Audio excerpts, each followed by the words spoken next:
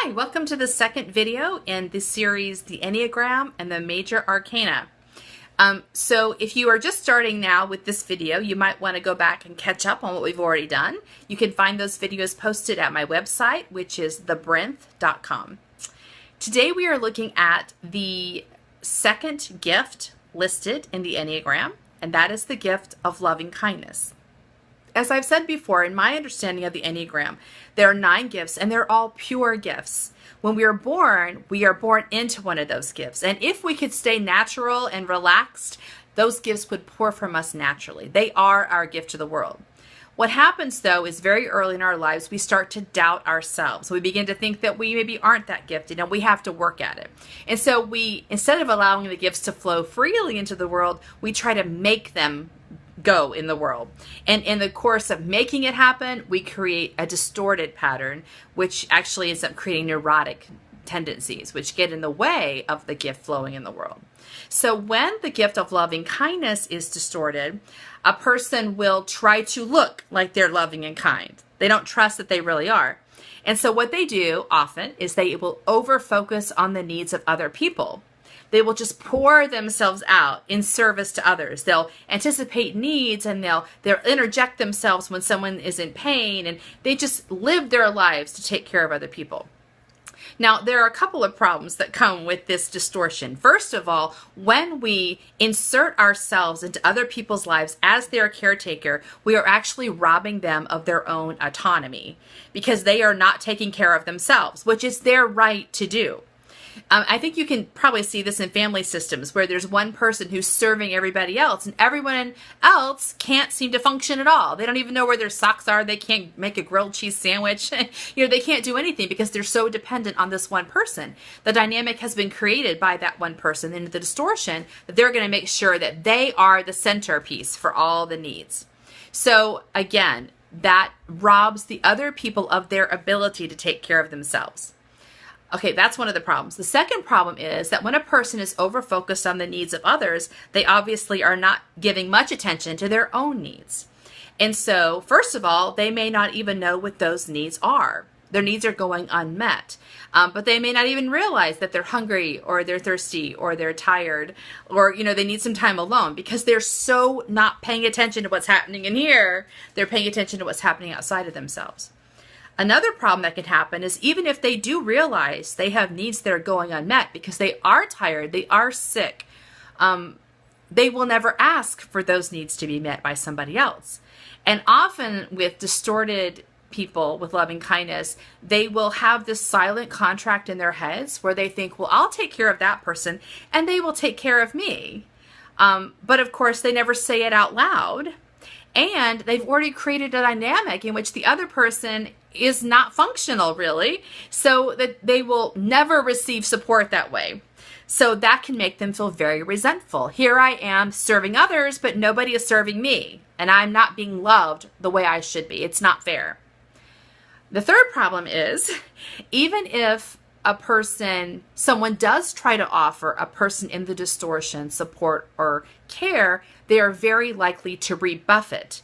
And that is because the sin attached to the distortion of loving kindness is the sin of pride, which is, I am the caretaker. I don't need someone taking care of me. I got it under control. So you can see we've got problems with relationships to others because we're creating a dependency that's stealing other people's autonomy. And we have an experience of not having our own needs met, which can result in us feeling resentful and unloved and just basically worn out and exhausted. So we want to fix this distortion. We want to fix it and make this gift functional again. So we turn to the second card in the Major Arcana, and that is the High Priestess. Now you can already look at the High Priestess and see she is calm, she is contained, she is relaxed, which is already very different from the distortion that we see with loving kindness, which is we're so, constantly looking for people to help and very energized about serving others. She is very staid, she's in place. So you can see she's sitting on her throne. Behind her is a veil, a curtain. And it shows us that something mysterious is happening beyond our eyes. We cannot see what her work actually is. And that's important because the work of loving kindness is not visible work. That's one way we fix the distortion. Because when people are in the distortion of loving kindness, they want people to see them be loving and kind, because they want other people to affirm for them that they are loving and kind, because they don't believe it in themselves. But the true work of loving kindness is something that happens behind the veil of mystery. It's like an underground stream that is serving a forest. It's nurturing an entire forest, but you don't see the stream, you just see the forest. So the stream is there, but you don't see the stream. That is the nature of loving kindness when it is not distorted. And that's what she's doing. The veil is hiding her work. But secondly, the high priestess is sitting in her own space, taking care of her own work, which again is the key to the actual mature gift of loving kindness. It first happens by taking care of yourself.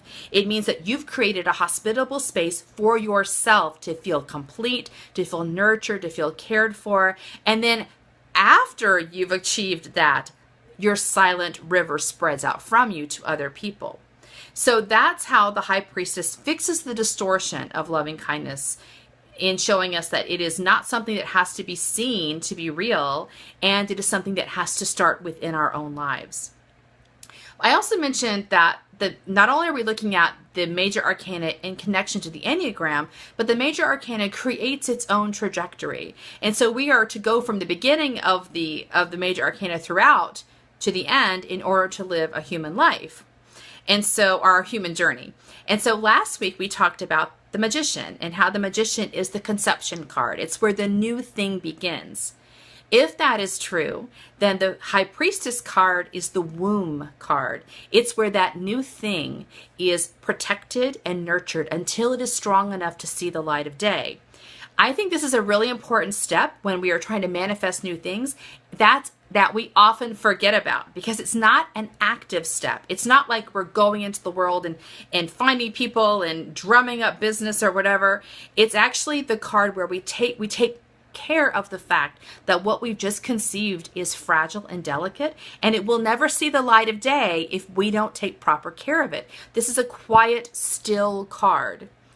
And I think it's important for us to realize that whatever we are creating is only as powerful and as healthy as we are.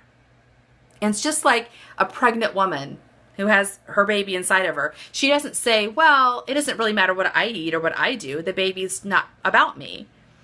Because the pregnant woman realizes that as she is strong, if she makes healthy, good choices, her baby gets stronger. And that is exactly the same for those of us who are trying to do new things in the world. They don't survive just because we dream them. They might be conceived because we dream them, but they survive because we work at being healthy. We take seriously our own self-care. And we have to decide what that means for ourselves. It is something that happens beyond the veil of our outer world. It happens privately. We have to decide what it is that nurtures us, supports us, and what are the things that take away our life.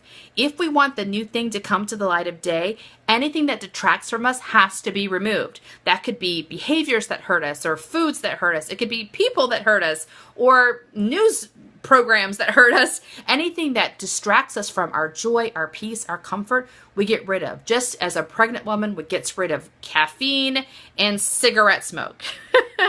So this is the point at which you decide if what you dream of is really important to you, and if you are really important to you. So that is the step of the high priestess. It's a time we turn in and out to ourselves and really commit ourselves to our own health, knowing that as we do, we are offering a new gift to the world because of our commitment. So I hope that is helpful for you today, and I hope you'll join us next week for the third gifts of the Enneagram and the third card in the major arcana. See you then.